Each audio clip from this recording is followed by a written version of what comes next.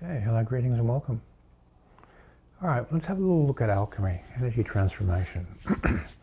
In order for you to transform energy from one state into another, your mind has to hold two states at the same time. So let's say you look at your body and you go, I'm in a state of tension.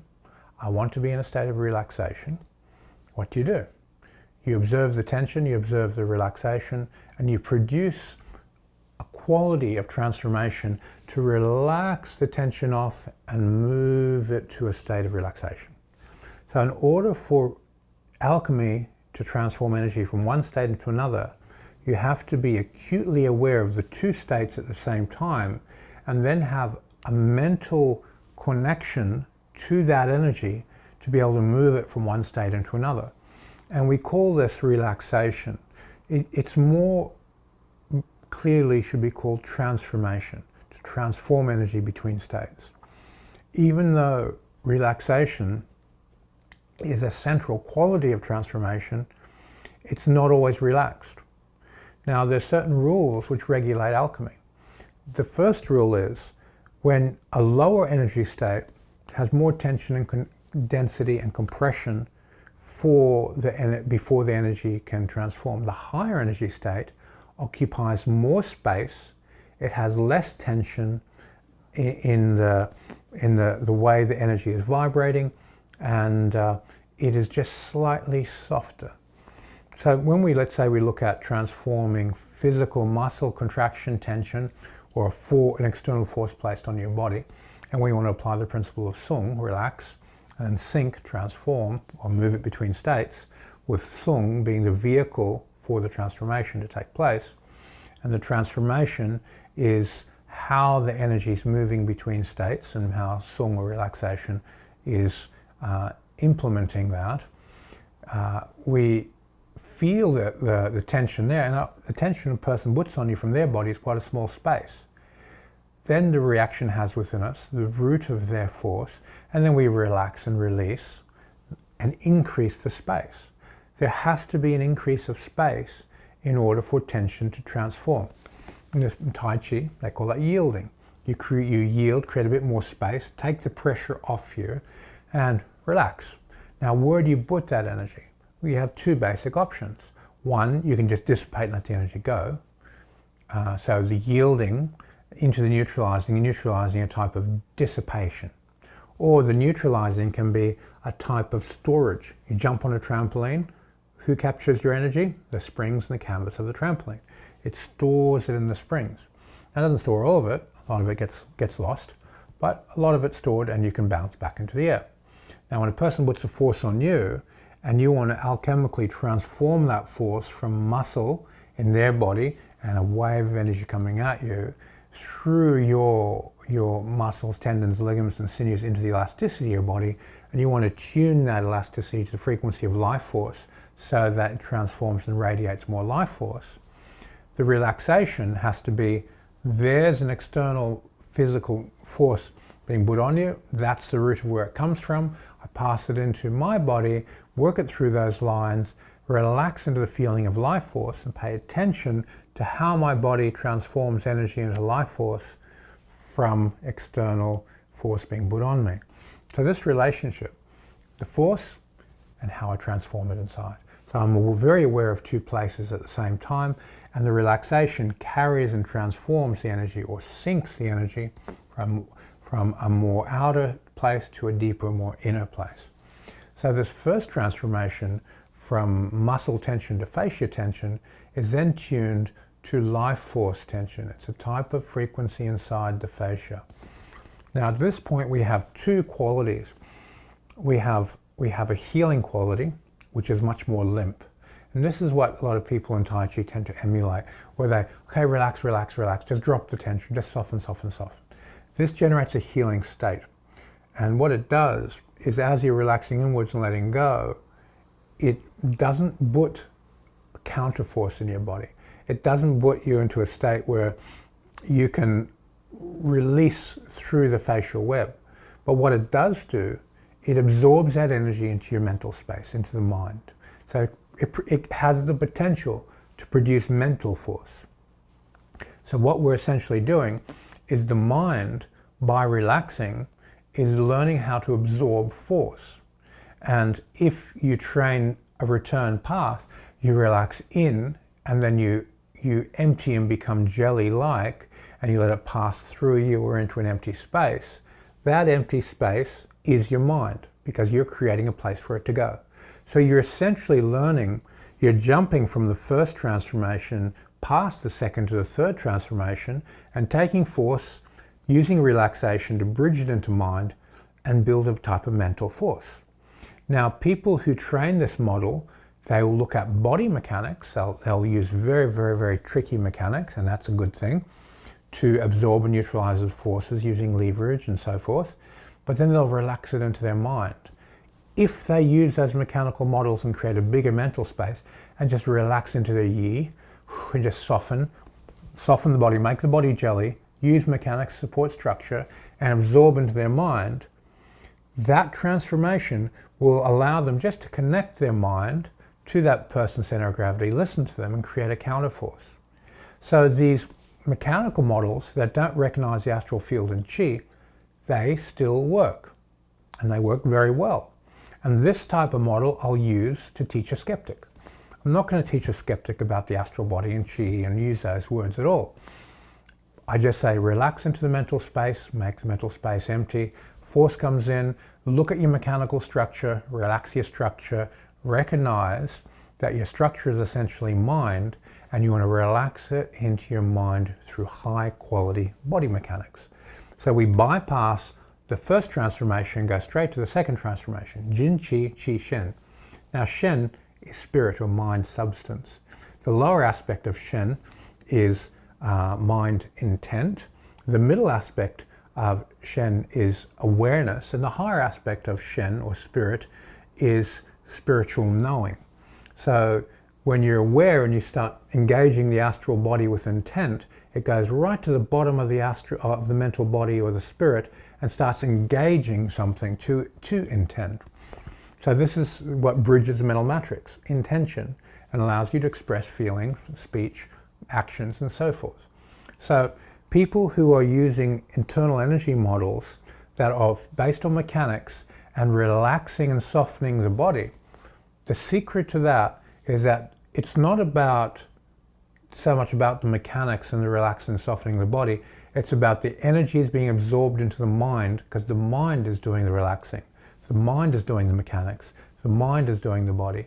And the only thing they got to do is create a slightly bigger space to yield and lead the person's balance out of their body, and it will start to work. It metaphysically is a sound model. And I very much enjoy teaching that model to people because it works very quickly. But here's the problem. It doesn't work on everybody. People who are sensitive and their balance comes out easily and they give balance, you can train it very well. But if the person's a Brazilian Jiu-Jitsu practitioner who throws a lead blanket on you and is completely dead weighted and has no intent, and the only place they want to go is down, they're not going to come up and float. You can float them down and pull them down with repulse monkeying, those types of techniques, but they'll only go in the direction of their intent, which is downwards, and they have so little active force to interact with to bounce them, that's very difficult to influence those types of people. Where if you take this model and put it on a Muay Thai guy and you relax and stretch underneath and you soften the body and you sink and absorb their elastic tension of their power into your mind, it becomes responsive with their balance. You're able to bounce them. So when you're training these different models, okay, as an example, you'll have these Chinese masters who have all these secrets. Oh, you have to run through this meridian, that meridian, and they'll talk about acupuncture nonsense. I've been looking at auras for over 30 years and I don't see any meridians. And I've never seen meridians. What I do see is a radiation of what is. You see the skeletal structure radiating, the muscles radiating, the cells radiating. If you deconstruct the body, that is what radiates. There are no mystical meridians there. That's all nonsense. I've never seen it, and I've looked for it. I studied Chinese medicine. I really, really dived into that. And we had to do all these visualization exercises, passing energy through the meridians and Buddha mind to memorize the points. I'm very skeptical about whether they even exist. Now, the points definitely exist, but the way the meridian system is put into these little thin lines throughout the body, I'm still open on that one. I only believe things I have direct experience with and I know them to be true. And having studied Chinese medicine in 1986 and been around acupuncturists for many years, most of these acupuncturists perform below placebo. What's placebo? Self-fulfilling prophecy expectation. You know, you ring a bell 3 times, the dogs start to salivate. If you ring the bell and feed them, ring the bell, feed them. 3rd time, ring the bell, they're salivating. If you're in a culture where you expect acupuncture to work, the self-fulfilling prophecy moves the unconscious mind to make it work. So it may not be the acupuncture itself, it's the self-fulfilling prophecy and expectation. And this happens right through Western medicine. We expect something to work, and it works, and it has nothing to do with the medicine itself. And this is prolific right through every healing system. That's why so many healing systems can cure the same problem with 1,000 different methods, because it moves the unconscious mind. It's just a product of belief. Okay, so back to alchemy and transformation. You're looking at different models. If you have a model that says, okay, I've got a hole in my chest, round my back, soften this, soften that, you know, sink the chi there, do this. All those skills are mind paying attention to body, places, positions, lines, and relaxing and releasing energy into your mind. That is why it works. The universe is mind. It has less and less to do with what they were doing, but how the mind is doing it. So this is really important. Listen to that again. It's not so much what you are doing, as in, oh, I've got to release there to there and hollow this and do that. It's the quality of your mind absorbing energy into your mind. And that's why every Tai Chi master out there, they use a different model. Even if they talk the same words, they're doing something different. Every single guy who does Fa Jin, ward off energy on Tai Chi, different mechanics, different feeling expression, but they often use the same words. So why? Because they spend so much time relaxing physical feeling qualities into their mind, having superior body mechanics and large mental space to influence balance and energy of other people. They're absorbing all those hours of standing into their mental space. This is the heart of alchemy. Energy here, energy there, create space, relax from one state to another. And Tai Chi is an excellent vehicle for doing that, but don't get caught up in the nonsense. This stuff is really, really, really simple. There's nothing to it. There's form, there's mind, there's information, there's emptiness. And anything you interact with your mind, relax it into the stillness under the mind, and the mind absorbs control and power over it. It finds the center of the technique. If a person puts a force there and I have to rotate and stretch, release, drop, my mind is doing that. My mind is absorbing it. The universe is mind. To own anything within your mind, you have to relax it into your mind and into stillness, and you own it. So, how do you amplify your speed of learning in your Tai Chi system, in your Qigong system, the magic system that you're learning? Recognize the essential components, not the cultural nonsense. Now, the cultural nonsense being, okay, you've got to do this meridian, that meridian at this time of the day. Now, there's relative truth in that. But the highest truth is, there is form, your mind relaxes the form, the information changes, you absorb that on a vibrational scale up form into your mind, and as your mind becomes still while doing that, your mind contains the power of doing it better and more efficiently, and it will reflect and affect the energy back in form as a loop. This is your basics. Everything in form has a vibrational scale. Everything in the mind has a vibrational scale. Whether you call it God, Nibbana, the universal mind, Tao on the top of the vibrational scale, you need to go through that process. Time and space inside form, releasing and slowing down time, releasing space, high frequency qualities of stillness and equanimity, looking at the mind in its non-dual nature and working up the vibrational scale to Nibbana, divinity, God, whatever label you choose to put on it. What differentiates success on this upper level is self-fulfilling prophecy of view. If you believe there's a God that you have to fear, you're going to go to a low level that's fear-based. If you believe that you are God, you're going to go to a level that your spirit vibrationally matches God and your creative abilities amplify. If you believe in a non-self ideal, that there is something beyond the self and that you're not building an immortal spirit or any form of immortality, then you can work through releasing that and go to what a Buddhist would call Nibbana. Your view sets a deep, subtle imprint on the destination, and as you release through equanimity and stillness, you get pulled towards it. So just, if you think about those words, there's a trap inside that. What you believe is going to limit you, restrict you, or accelerate you. So any belief structure you have, right view is the skill of letting it go and letting the next level reveal itself. So right view isn't the Dharma is like this, the Dharma is like that, and being very, very rigid about the nature of ultimate reality. It's actually the opposite. Let go of everything you believe. Recognize there's a vibrational scale and keep releasing your view to raise up the vibrational scale. So again, alchemy has a very few basic fundamentals. The first is when you look at the base of the vibrational scale of the physical body, it's animated by life force. Life force, everything in your body vibrates life force. There's a center of gravity to that life force and there's a field of life force. You want to recognize that straight away. And then as you move from life force and start slowing down time, you recognize, oh, I've got an astral body. It contains my personality. All these emotions are charged in there. There's a center of gravity in your heart center. That is a center of that personality. That can move up and down. It's much more flexible than your center of gravity of mass. If you're thinking about sex all the time, your center of gravity, your astral body, will be in your sexual organs. If you're thinking about love all the time, it'll come up here. If you're an academic, your center of gravity, your astral personality will be in your intellect, in your brain. It'll come up and bridge into the mental body center. It'll be mixing there all the time. So your astral body is very, very, very flexible. It moves in accordance with how you feel. The center of gravity of consciousness is whatever that consciousness is paying attention to. So that astral body and that personality expression is flexible. The mental body is even more flexible, and it's rooted in how you think. Where the astral body is rooted in how you feel.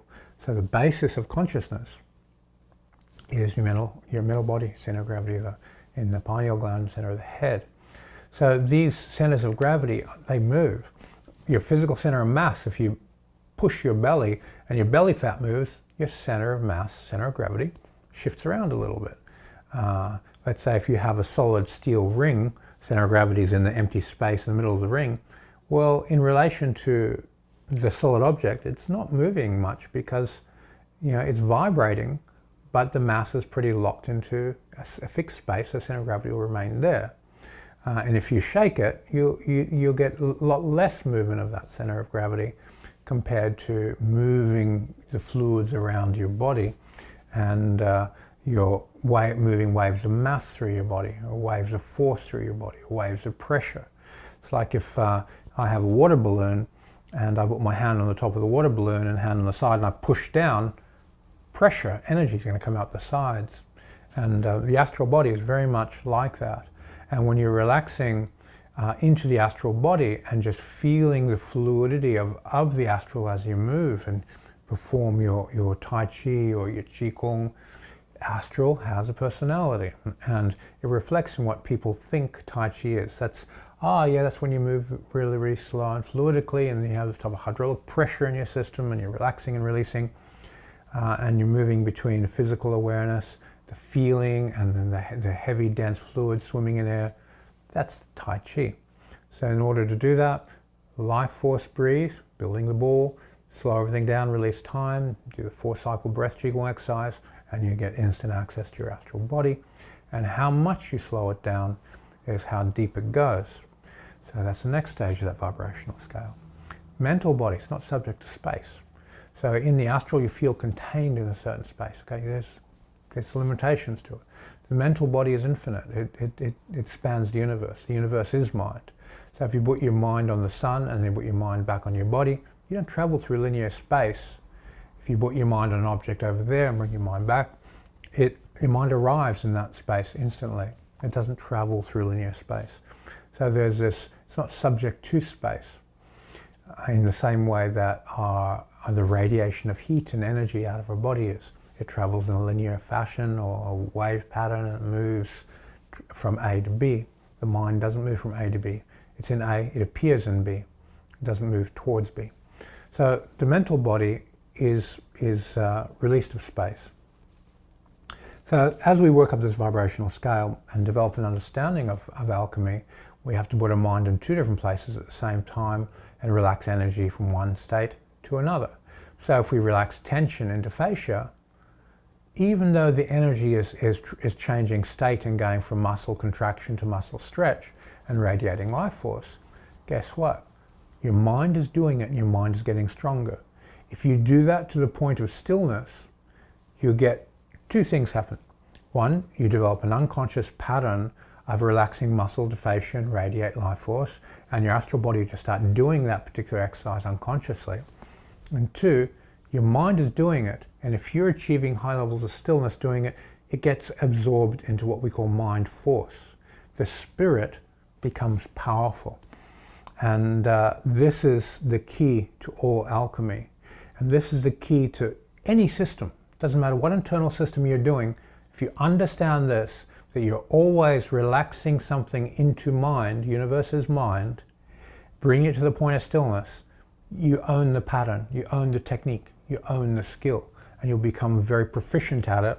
And if you create enough space so that yielding can actually transform between states, people's balance are going to come out, you'll have access to the balance, to their attention, to the energy system, and you can influence it with your mind. That is the mental power that motivates and makes most systems work. Not all. There's other ways to get around this. But most people, when they say, I've got it, this is how it works, why it works is what I just stated. How they think it works isn't the whole truth. It's only a part of the truth. Okay, so I'll leave this there. So the alchemy of Tai Chi and internal martial arts, it's about relaxing into your mind. Relaxing very, very, very good mechanics into your mind. Closing, if you want to be a great push hands person, find a great mechanical system like wrestling.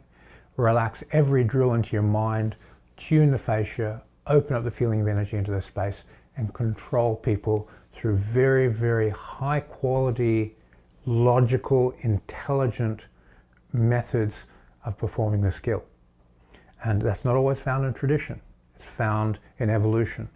Being on the leading edge of change and simply making things better, but relax every drill into your mind, feel the cells in your body, make them calm, relax through the stillness to perform the skill, and your mind absorbs the power, the intelligence. Your unconscious mind starts performing those very intelligent drills with a large amount of space, and you control people easily because your mind is connected to their mind. You have the space, you pull their balance out, and you become highly proficient at what you're doing. Okay, we'll leave it there. And any questions, just drop me an email, and I can do follow-up videos on this topic on the Vimeo channel. If it's purely Tai Chi and you're on the Vimeo channel, let me know that you'd like a reply on the Tai Chi channel. If you're on the Qigong or Hermetics, let me know what channel you're on so I can put that video reply in the correct place. Thank you for your time, and see you on the next video.